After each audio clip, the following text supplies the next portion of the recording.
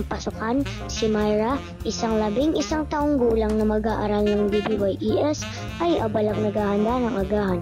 Ang kambal niyang mga kapatid na sina Sian at Diana, parang 10 taong gulang, ay nag-aayos ng kanilang mga gamit papasok ng paaralan. Bilis! Sian at Diana! Kailangan natin makarating ng maaga ngayon! Kaya kumain na tayo ng almusal!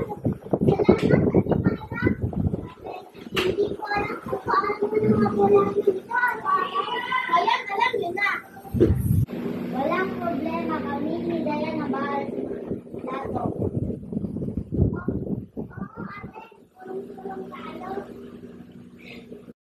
Pagdating sa paaralan, may nakita silang isang estudyante na nahihirapan na magbuhat ng mga gamit, kaya naman tinulungan nila ito. Okay ka lang dyan? Halika, tulungan kita magbuhat. Salamat sa pagtulong. Anong pangalan mo? Ako si Myra at ito ang aking mga kapatid. Si Dayan at si Samuel.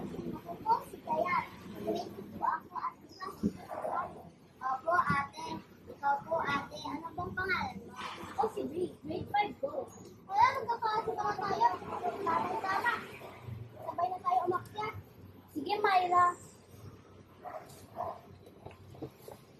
Pagpasok ni Myra at Bree sa kanilang silid-aralan, may nakita silang isang batang lalaki na naglalaro ng tubig sa grip. Ay nako! Gusto mo mag-aksyon ng tubig? Pasensya na, naaalo lang ako. Sige, tignan na ako.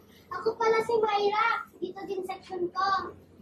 Ako naman si Daniel. Magsisimula na ata ang klase. Tara, upo na tayo. Habang nag-aantay dumating ang kanilang guro, si Sharon, isa ring mag-aaral ng grade 5 gold, ay dumating na umahangos.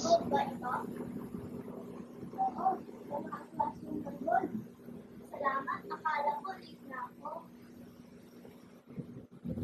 Wala ko naman si Ma'am. Maaga pa. Pagkabalik ko. Nakalimutan ko kasi yung bahay ko. Kaya umuwi ako.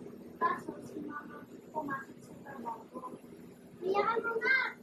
May extra naman ako dito. Ako din, may 2 biscuits. Hati tayo. Wow, salamat. Ako pala si Sharon. Ako si Daniel. At ito naman si Myra at hi!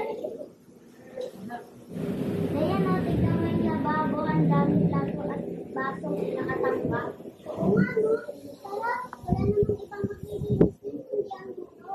Kaya nga, tara, tulungan natin si Mama para pa ng malinis na sa activity kanina. Tara!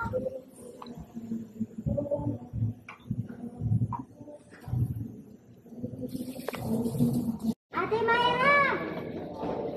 Sabay-sabay na tayo umuwi. Yes, ate. Ang saya sa classroom kanina. May mga activities na inahanda si Ma'am. Ate, meron pala kaming assignment.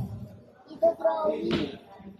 Kailangan namin magtutulog mo, ate. Sige, tutulungan ko kayo kami mag-drawing, ate. Thank you, ate.